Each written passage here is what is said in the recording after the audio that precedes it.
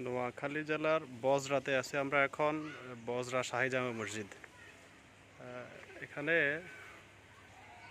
আসা হচ্ছে মদিনা জামাতের প্রতিষ্ঠাতা আল গাওয়াজ ডক্টর বদিউজ্জামান রহমতুল্লাহ মাজার জিয়ারত করা। তো অনেক দিন ধরে আসতেছি, কিন্তু আমরা জানি না যে এখানে বজরা শাহী জামে মসজিদের পাশেই আছে। তো বজরা থেকে অল্প একটু দূরেই হঠাৎ করে আজকে দেখা যায় বজরা শাহী জামে মসজিদ, সাইনবোর্ড দেখেই খুঁজতে খুঁজতে আসা। এসে এত সুন্দর একটা জিনিস দেখবো কল্পনার বাইরে। মসজিদের এরিয়াতে কি সুন্দর একটা ফুল গাছ, ফুল গাছ না মনে হয় এটা সাতিয়ানি গাছ আমরা এদিকে বলে। বিশাল একটা এরিয়া, অনেক বড় এরিয়া।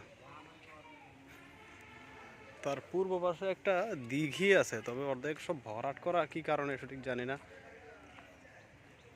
বিশাল এরিয়া।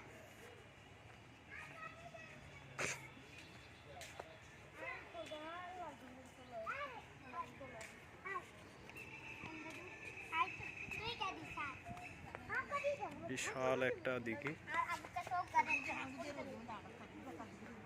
অনেক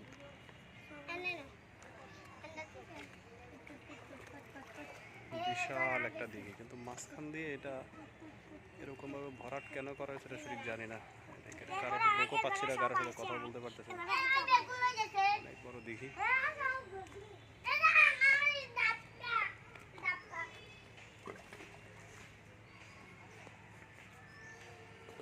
সর্বোপরি খুব চমৎকার একটা জায়গা আর কি। চমৎকার একটা মসজিদ, চমৎকার একটা প্লেস,